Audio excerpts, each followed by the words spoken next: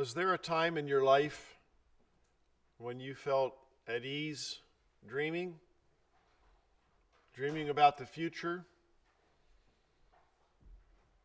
Perhaps you had a keen sense of how God could use you.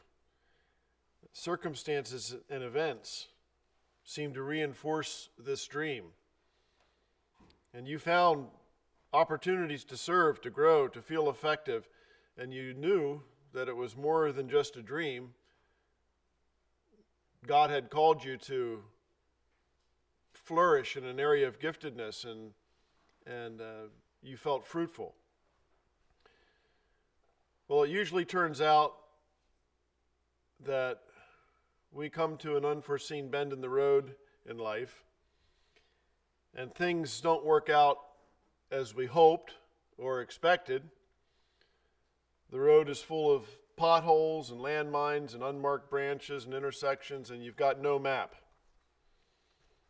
And all of a sudden, what seemed like a clear, ever-present sense of calling or divine direction, an empowered sense of mission, feeling very much in the moment, all of that seems to dissipate, and you find yourself feeling alone, without a clear sense of God's presence and blessing. And then you begin to wonder if your previous clarity of purpose or sense of being on a divine agenda was just a dream and nothing more. Sound familiar? We tend to go through highs and lows as humans, and the longer we live, the more we experience.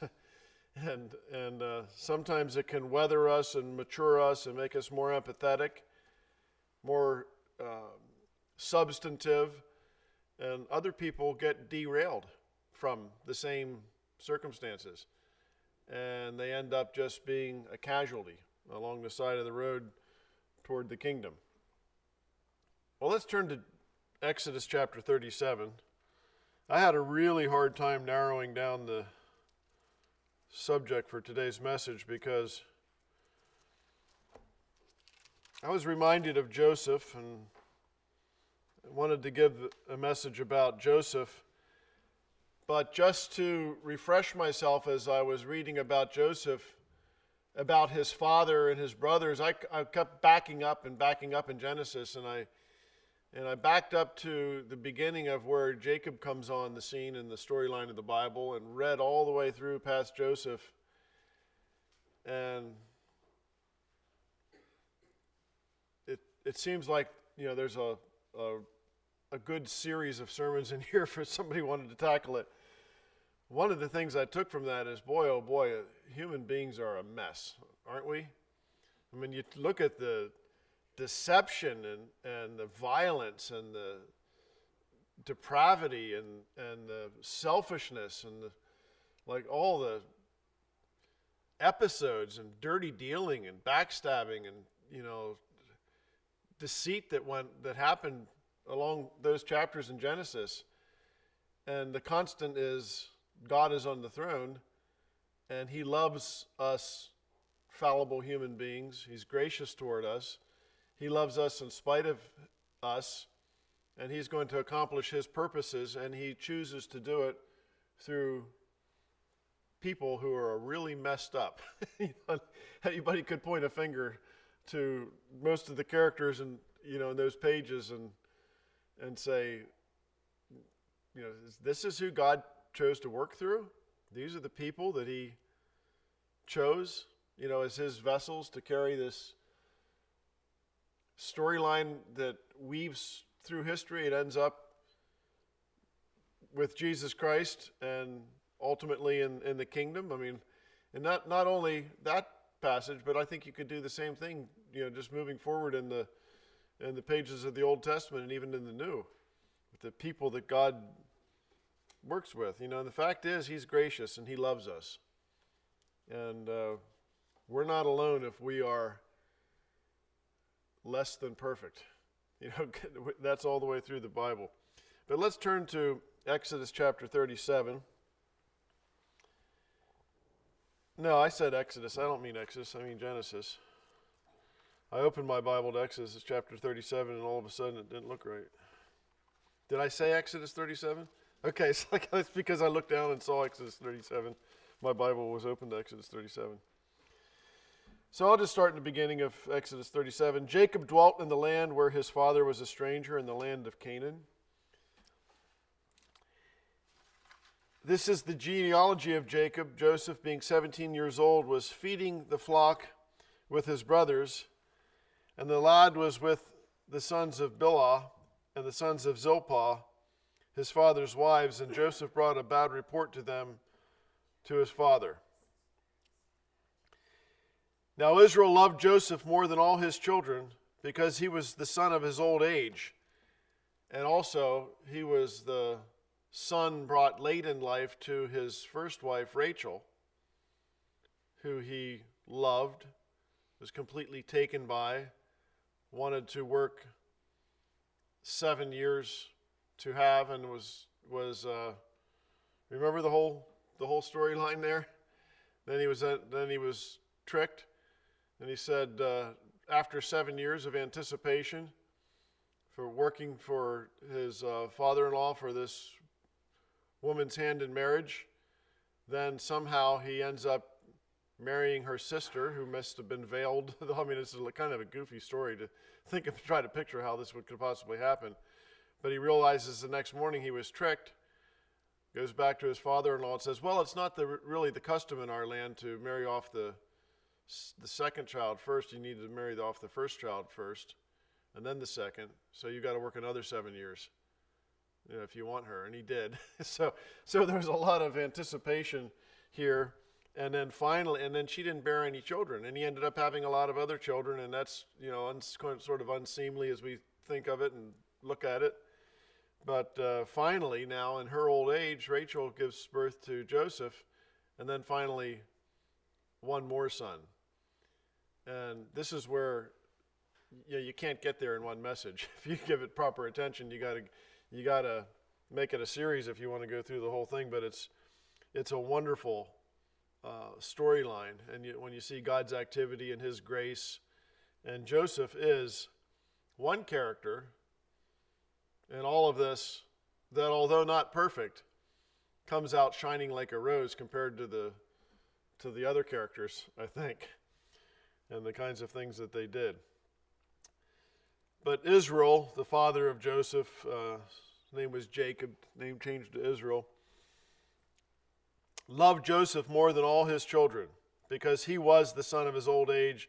Also, he made him a tunic of many colors, and there's been, a lot written about that, and plays and everything, the coat of many colors. But when his brothers saw that their father loved him more than all his brothers, they hated Joseph and could not speak peaceably to him.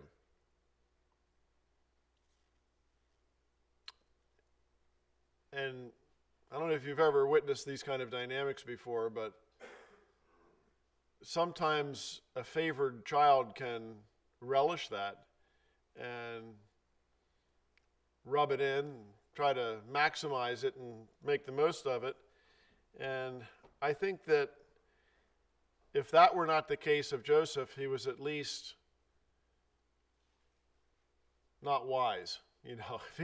Either he was intentionally using this favored status that he had and glorying in it and rubbing his brother's noses in it, or he was, if you want to context it in a more favorable way, he was just unwise and immature and not adept at human dynamics and relationships and so forth. He must not have cared if his brothers liked him, and maybe his father's blessing was enough for him. But Joseph dreamed a dream, and he told it to his brothers, and they hated him even more. They already hated him because he was Dad's favorite. So he has this dream, and do you think he ever observed the fact that Dad seems to like me more than the others and my brothers resent me in the first place? But he had this dream. And what did he do? Well, he went and talked to his dad and said, Dad, I had this dream, but I probably shouldn't talk about it with my brothers, should I? Is that what he did? No. Okay, so it's good we got some biblical literacy here in the I was going to say in the front row, but it's not quite the front row. So Joseph, verse 6, said to them, please hear this dream which I have dreamed. Gather around, brothers. There we were, binding sheaves in the field. Then behold, my sheaf arose and also stood upright. And indeed your sheaves stood all around and bowed down to my sheaf. And his brothers said to him, shall you indeed reign over us? Or shall you indeed have dominion over us? So they hated him even more for his dreams and for his words. Then he dreamed still another dream. Maybe he didn't notice that. He didn't notice their reaction to that. Because he had another dream, still another one, and told it to his brothers and said, look, I have dreamed another dream. You like the last one so much. Let's go for the second, round 2 here. This time the sun, the moon, and the 11 stars bowed down to me. So he told it to his father and his brothers, and his father rebuked him and said to him, what is this dream that you have dreamed? Shall your mother and I and your brothers indeed come to bow down to you, to the earth before you? And his brothers envied him, but his father kept the matter in mind. Which is interesting. I mean, his father knew all the boys, watched them grow up, knew what their personalities were like. He took it all in, and he rebuked his son, but it reminds me of, in the story of Jesus' birth, when all that activity was happening, and remember it says Mary pondered? She's like given pause. So there's something in Israel, Jacob, that took note and thought, okay, despite my son's inappropriate way of dealing with this sort of thing, maybe there's something else going on here that's bigger than him.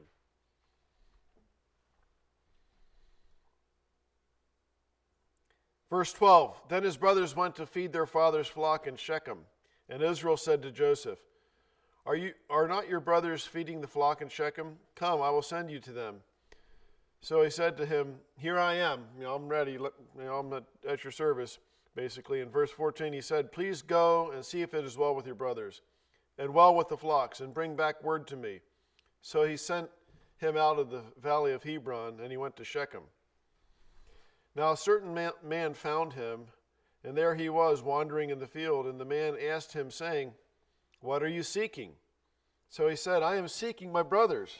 Please tell me where they are feeding their flocks. And the man said, they have departed from here, for I heard them say, let's go to Dothan. So Joseph went after his brothers and found them in Dothan. And when they saw him afar off, even before he came near them, probably wearing his multicolored coat that symbolized to them their hatred for him, their envy, the jealousy, the fact that he was the father's favorite. They saw him coming, and they probably noticed that coat, and they decided to kill him. They wanted to kill him. And they said to one another, look, this dreamer is coming. Come therefore, let us now kill him and cast him into some pit, and we shall say, some wild beast has devoured him. We shall see what becomes of his dreams. But Reuben, which was his oldest brother, heard it and delivered him out of their hands and said, let us not kill him. Reuben said, shed no blood, but cast him into this pit which is in the wilderness, and do not lay a hand on him, that he might deliver him out of their hands and bring them back to his father.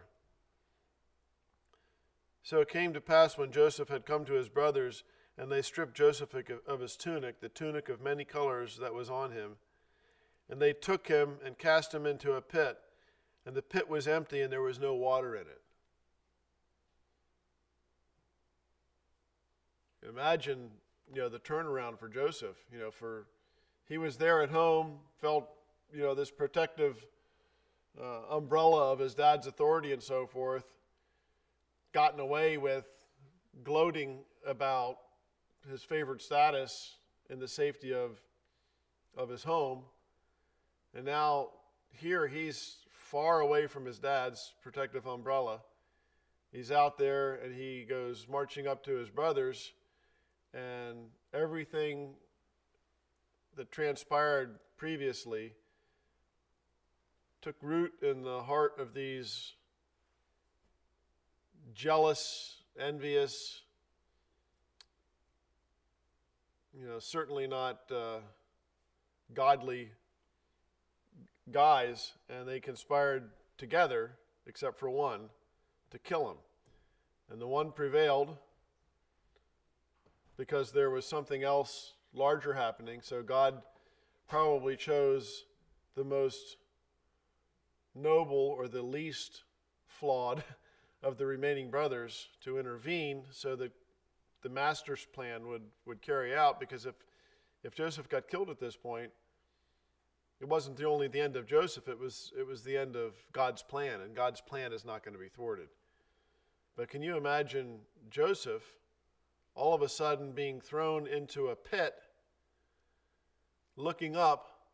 I mean, just imagine yourself in a pit in the earth looking up. You can't get out of there. It's too steep. There's no way to get out of there. There's no water in there. There's no food in there. It's just you. And I don't know if it's cold, but you wore a coat because for warmth or protection from the elements, and you don't even have that.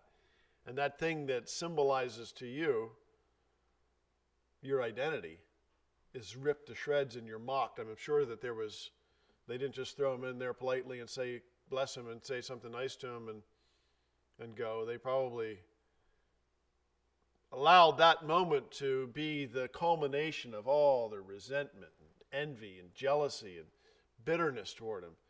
So I don't know what doesn't kind of fill in the blanks there, but can you imagine a scenario like that? If you were writing the story and dramatizing this for, like you were a producer of a movie or something, the brothers would be saying something. What would they be saying? What would their attitude be? What would their snarling kind of a put-downs be?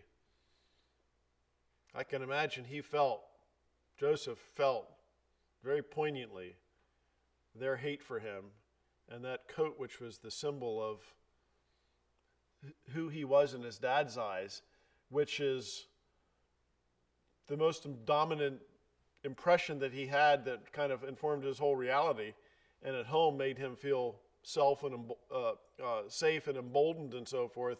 Now that was all taken from him, and there he was in this empty pit with no water.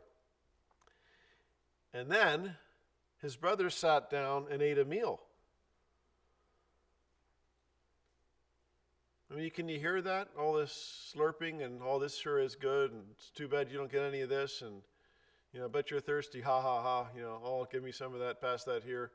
I mean, I can just imagine what the whole scene may have been. But they sat down to eat a meal, and they lifted up their eyes and looked, and there was a company of Ishmaelites coming from Gilead with their camels, bearing spices, balm, and myrrh on their way to carry them down to Egypt. So Judah said to his brothers, "What profit is there if we kill our brother and conceal his blood? Come and let us sell him to the Ishmaelites, and not let our hand be upon him, for he is our brother and our flesh." And his brothers listened. Okay, so at least they didn't kill him. Thank you, for not killing him. Verse 28, the Midianite traders passed by, so the brothers pulled Joseph up and lifted him out of the pit and sold him to the Ishmaelites for 20 shekels of silver. And they took Joseph to Egypt. So this is a major transition. It started off at the beginning of the chapter saying he was 17 years old. Just barely verging into manhood. We know that he was a handsome guy. We know that he was impressive looking, made an impressive appearance and so forth, but he was still just a kid. And this was a huge shock and a huge transition. Then Reuben returned to the pit, and indeed Joseph was not in the pit, and he tore his clothes. We don't do that much, do we? What do you do when they would have torn their clothes? What are you experiencing? What's the equivalent for you? What do you do? I don't know. I had a professor in college that was frustrated about something. I forget what it was, and he acted like he was going to tear his jacket out of his frustration just because he had recently talked about rending your garments and so forth, and dynamic equivalent to what we would do currently. I don't know what you would do, but we don't tend to tear our clothes as an expression of regret or no, this can't be happening or whatever. I don't know. Maybe some people out of anger might break something, but I don't know what the current equivalent is. He returned to his brothers and said, "The lad is no more, and I, where shall I go?" And they took Joseph's tunic, killed a kid of the goats, and dipped the tunic in the blood. And then they sent the tunic of many colors, and they brought it to their father and said, "We have found this. Do you know whether it is your son's tunic or not?"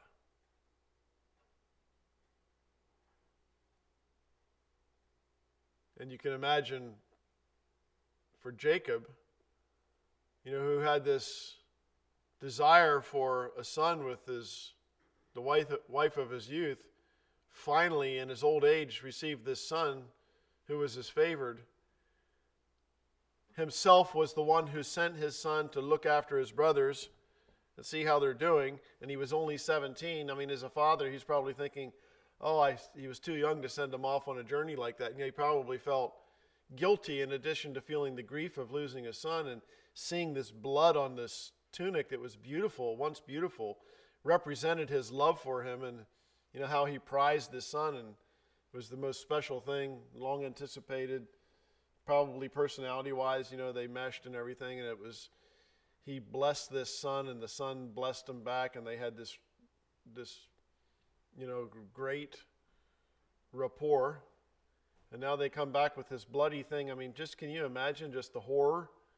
When you think of people that have to go identify the remains of somebody in a morgue, and it's not only recognizing that this person is dead, but seeing them, visually experiencing, aesthetically, the reality of what happened to them and what they must have suffered, and their imagination having to fill in the gaps and so forth. I mean, I always thought that must be an awful thing when someone has to go and identify the remains, especially if it's their child.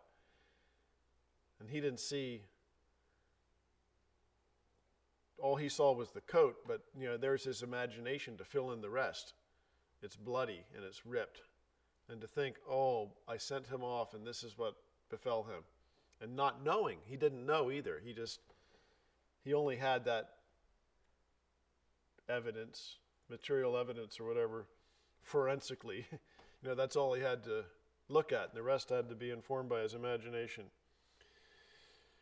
And he recognized it, verse 33, and he said, "It is my son's tunic, a wild beast has devoured him. Without doubt, Joseph is torn to pieces." Then Jacob tore his clothes and put sackcloth on his waist and mourned for his son for many days. And all his sons and his daughters arose to comfort him, but he refused to be comforted, and he said, "For I shall go down into my grave to my son in mourning." Thus his father wept for him. And so now the brothers, depending on how much regard they had for their father, they must have really been conflicted by now. Thinking of what they did in haste and in passion. They don't know what happened to him. But they're covering their own tails, and they're looking at the father's grief. And that's not enough for when it goes on for days for them to fess up. I mean, you would think at some point one of them was said, "Hey, we got to tell Dad he's not really dead. Look how much he's suffering. Look at him. We got to tell him what happened." No, they didn't do that. That's not what happened, is it? Now the Midianites had sold him in Egypt to Potiphar, an officer of Pharaoh and captain of the guard.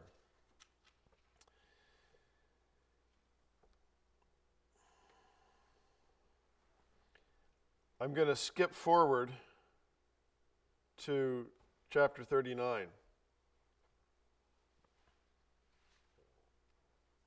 Because chapter 38 is not really so much about Joseph, and my message today is. So that's kind of like the whole thing is in parenthesis, and it's interesting to read. But if you go to chapter 39, it picks up again with Joseph, who had been sold to the Ishmaelites and was headed off to Egypt. So now verse 39, chapter 39, verse 1 says, Joseph had been taken down to Egypt, and Potiphar, an officer of Pharaoh, captain of the guard, an Egyptian, brought him from the Ishmaelites who had taken him down there. So imagine this boy, he's 17 years old. I don't know how far it was. I mean, I didn't figure it out with the old maps and so forth. Does anybody know how far it was from where he was taken out of the pit, sold by his brothers to Egypt?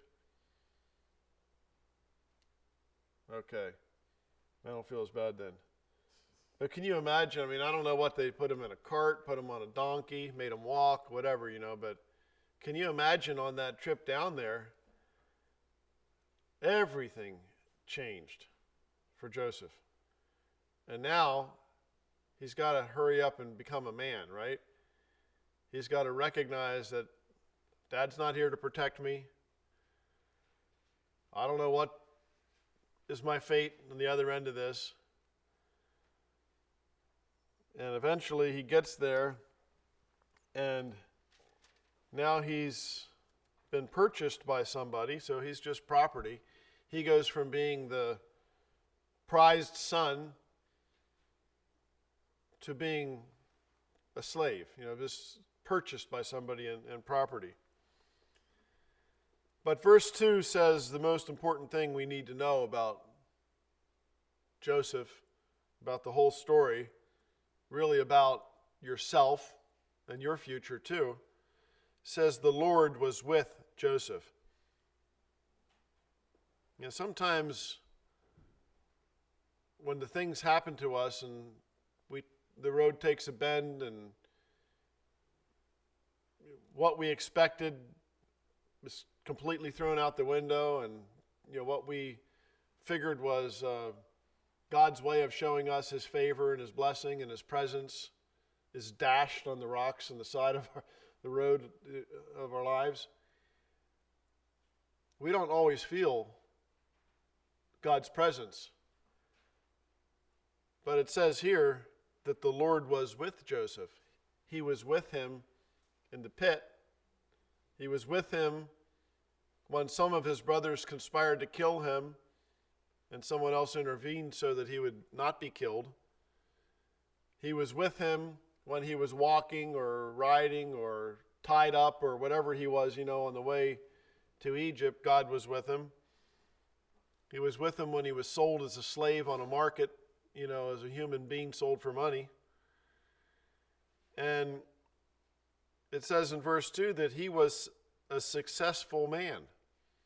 So now he's being referred to as a man. He's 17 years old, just verging into his adulthood. He was a successful man, and he was in the house of his master, the Egyptian. And his master saw that the Lord was with him, and that the Lord made all he did prosper in his hand. And Joseph found favor in his sight and served him, and he made him overseer of the house and all that he had put in his hand. And so it was from the time that he had made him overseer of his house and all that he had, that the Lord blessed the Egyptian's house for Joseph's sake. And the blessing of the Lord was on all that he had in the house and in the field. So he was quite a manager. He was a leader. He inspired confidence. He got things done.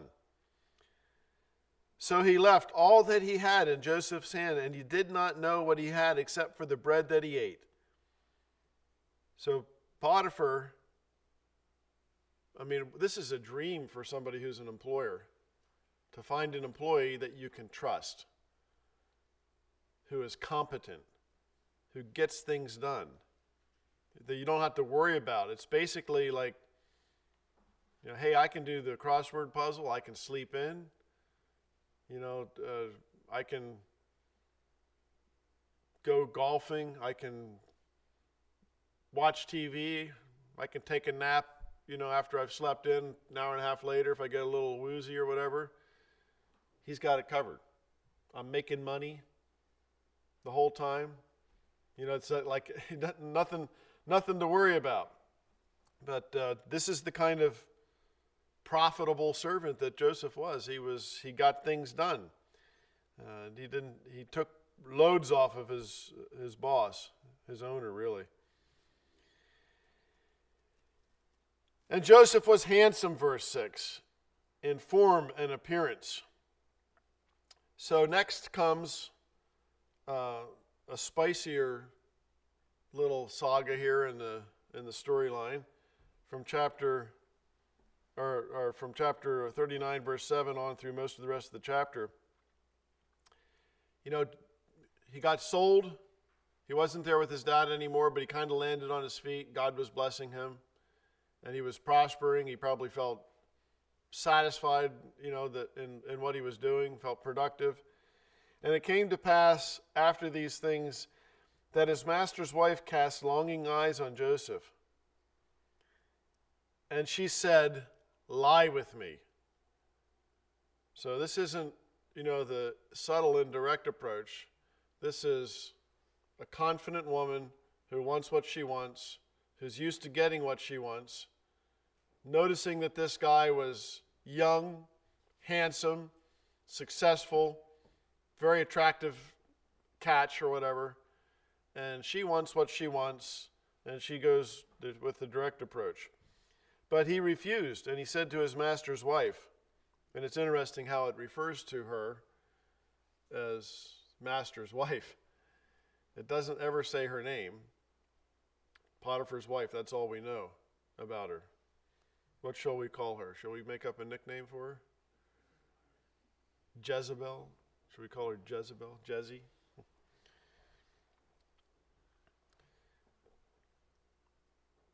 But he said, "Look, my master does not know what is with me in the house, and he has committed all he has to my hand. And there is no one greater in this house than I, nor has he kept back anything from me but you, his wife."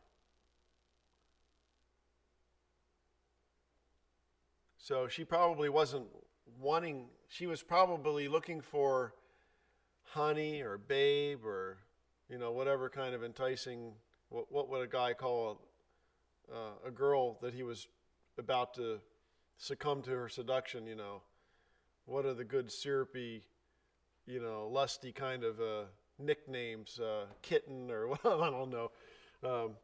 I could probably think of some, but you fill in the blank. That's probably what she was looking to hear. She wasn't looking for him to say, "My boss's wife." She didn't want to be that to him. She was looking for something else. It says, how then can I do this great wickedness and sin against God? Well, now you're mentioning God and evil, and that's not what she wants. She wants it to just proceed the way she wanted it to proceed. And he's wrecking everything, bringing up God and husband and evil and wickedness, and what blanket he is. So it was, as she spoke to Joseph day by day. So he gave this resolute rejection and brought in her marriage to her husband. That's my boss. I'm noble. This is wrong. God sees this. He brought in all this really clear, well-fortified, strong defense of his resolute opposition to what she was doing. And you would think that would stop it in its tracks. But no, she says day by day. And he didn't heed her to lie with her or to be with her. But it happened about this time when Joseph went into the house to do his work, and none of the men were in the house, and she caught him by his garment and saying, "Lie with me," and she pulled him by his clothing. And, she had enough of this being turned down stuff, and she was going to take things by force here. And he left his garment in her hand and ran outside. He wiggled out of his cloak or whatever he had on And he wiggled out of it, and he ran outside. Boom. like he realized that being logical and mentioning her husband and, just being forthright about all the noble things and reasons and so forth, that's not working anymore. He needs to get out. And in order to get out, he had to slip out of the clothing that she was grasping as she was pulling him toward her bed. And he ran outside. And so it was, when she saw that he had left his garment in her hand and fled outside, that she called to the men of the house, and she spoke to them, saying, "See, he has brought into us a Hebrew to mock us. He came in to me to lie with me, and I cried out with a loud voice.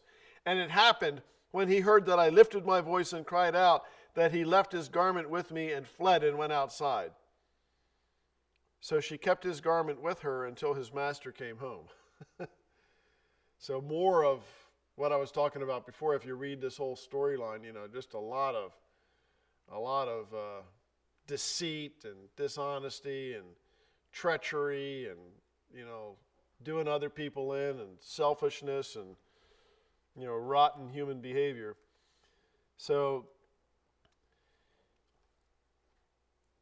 verse 19 says, "When his master heard the words which his wife spoke to him, saying, 'Your servant did to me after this manner,' that his anger was aroused.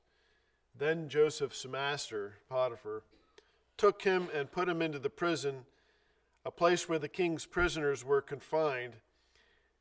And there he was in the prison. But the Lord was with Joseph and showed him mercy." There again, you see the Lord with Joseph. What is the evidence to Joseph that the Lord was with him? Can you imagine in a situation like that? There he is in some damp prison.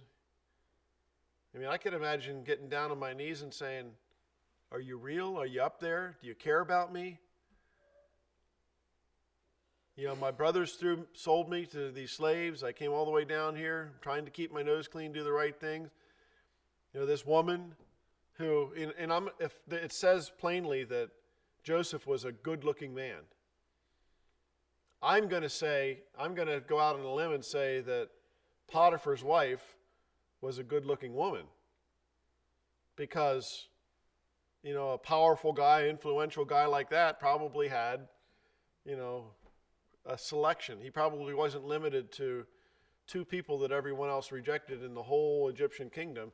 No, he was probably impressive himself, and he probably found a wife that must have looked good to Joseph. And Joseph was a man. He was a masculine guy and a virile guy, and I'm sure that the way God wired him and everything, it wasn't just automatic to do the right thing. It's something that was, apart from his vanity and the things that we know that are wrong about him, he had virtue. He had a moral compass. He wanted to do the right thing. He wanted to honor his boss and God. He mentioned both of them.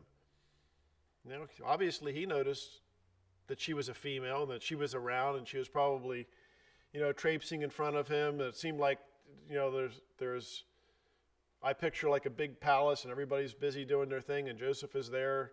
His job dictates that he's there, and there's probably a lot of opportunity. She's probably flaunting, her arsenal, whatever she has to seduce him and to show him, or to, visually to draw him in or whatever.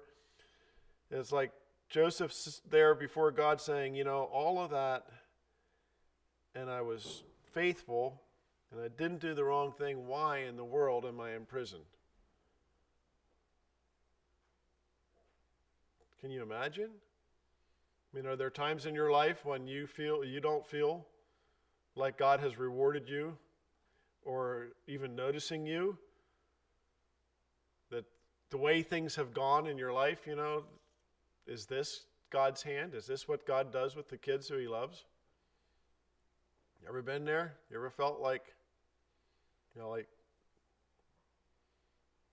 it's, you're trying to build a case that God loves you, and you're his favored special child that he cares about and is watching and is working through. It's like, no, this isn't the right picture. This isn't the way I would write a scenario like that. And there he is in this prison.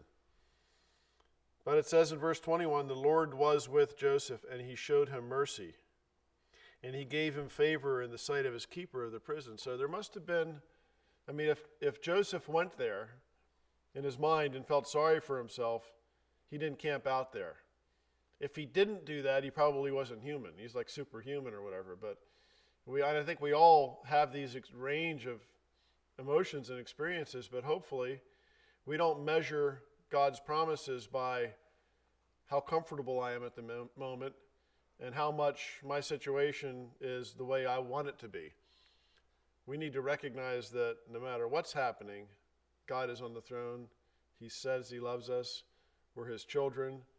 And if it's a mess right now, God's not done yet. I mean, that's the way we have to look at it. We see here that wherever he landed, he was on track with taking the steps before him that are the appropriate steps, being a good manager of each day, each opportunity, each responsibility. And here he's in prison, and even in prison, he is noticed, and he's used for his strengths and so forth. The keeper of the prison committed to Joseph's hand all the prisoners who were in the prison, whatever they did there, it was his doing. And the keeper of the prison did not look into anything that was under Joseph's hand. This is the kind of person that Potiphar experienced, that this guy has got his act together. He's responsible. I can trust him. He gets things done. He takes burdens off of me. He makes me look good. You know, he's a leader. Even though he's a prisoner, he's in charge of these other prisoners. He rises to the top, you know. So, and we know that some of that, how much of it was actually God intervening moment by moment, and how much of it was a combination of Joseph's character with God's calling. I mean, I don't know if God completely overpowered a person that didn't have much going for himself and used him for his own purposes, or if God sees a certain potential in somebody and then gifts him and makes up for his weaknesses and uses him anyway. It's some mix of that. But everything he did in that prison, the Lord made it prosper. And that is where I'm going to cut it off, because it's too much to finish the story in one message. But we know what happens in the next chapter. There's something that takes place that gets Joseph on the radar of someone who can help. And I'm not going to go into that, because that'll be for the next time. But just try to find yourself in this storyline. I mean, in many of the storylines of the Bible, we can see ourselves. And if you ever feel like God's just absent, he's not there, this is not how God treats someone he cares about, woe is me, and you're shivering in a prison and it's damp, so to speak, and you're not comfortable, you're not getting what you want, and it seems like you're being punished, God may not be done with you yet. It's just not the end of the story. Let's bow our heads. Almighty Father in heaven, Father, thank you so much for the richness of your word. Thank you for these stories that are interesting, even entertaining, but more than entertaining, they're words of life. And they teach us things about yourself, about how you relate to your children, about how you set plans and see to it that they are accomplished.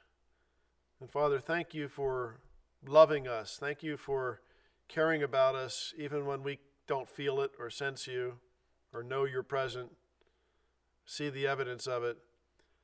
Father, just help us to take a long view of things and to recognize that you are a faithful God and that you love us.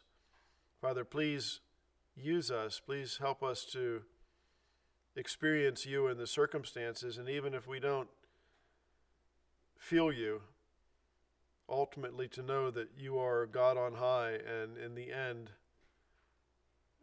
you win and your children come out with you in the goods on the good.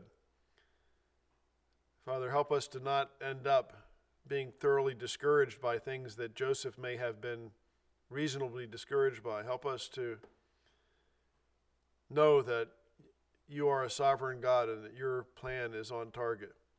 We look forward, Father, to the rest of this story, but between now and then, Father, help us to recognize the applications of what we've already seen, that whether or not we feel you, you are there.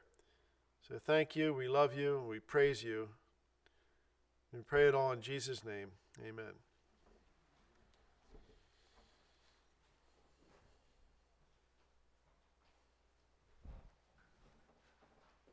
I see the hymn strategy.